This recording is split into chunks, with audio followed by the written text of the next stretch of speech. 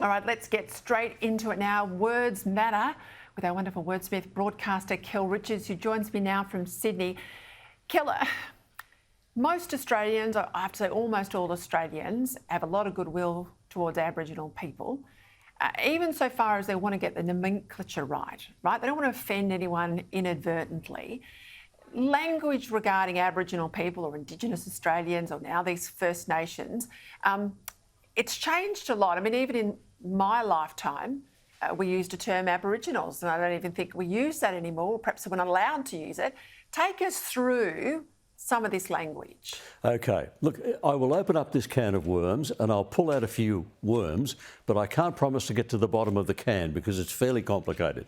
Start with the word Aboriginal with a lowercase a, and it's quite old, and it was coined to mean the original inhabitants. It's Latin, actually, ab origin, from the beginning, and it was coined to name the people who lived in the Italian peninsula before the people who became the Roman Empire moved in and sort of pushed them out. So it's a very old word, and it was adopted here in the colonial era, and the authorities talked about Aboriginal natives, the natives here from the beginning.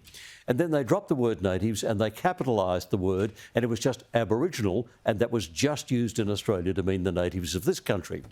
Now, that's the way. Then Aborigine was coined to make that the noun and Aboriginal the adjective. I know this sounds confusing. I had a look at the official government style guide of 1988, and it said use Aborigine as the noun, Aboriginal as the adjective. Now, since then... Yeah, sorry, that's what I meant. That's what I grew up learning. But yes, that's not yes. right now, is it? No, no. There have been objections to that. The Aboriginal Research Center at Monash University actually came out and said they find both Aborigine and Aboriginal to be offensive because they're an echo of that colonial expression Aboriginal native, and that expression, they said, rejected their tribal identity. So they didn't like either words. So they looked around for other words. New South Wales and Victoria, they suggested we use the word Kooris.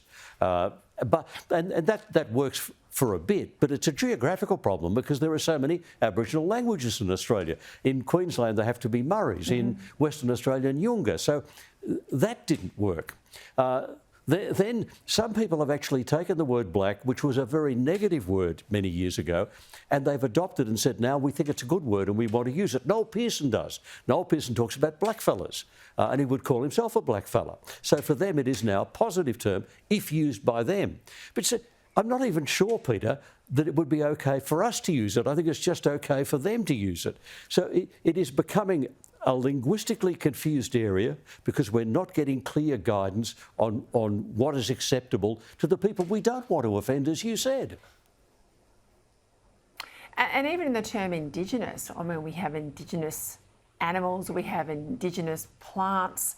You know, I'm assuming Indigenous applies to the Inuits in Canada and Native Americans in the US as well. Yes, it does, and it just means where you were born, and everyone who was born here is Indigenous. But some dictionaries put Indigenous with a capital I, and they say, well, they're the descendants of the earliest inhabitants, but it's very uncertain. I'm sorry, we get to the end of explaining this and say it's an uncertain area. Look, I know we haven't got to the other words. We'll do them next week, but I think this is a fraught area, and it's been one where my viewers have asked for some clarity, and you've certainly given us plenty of that. Thank you, Kel, as always.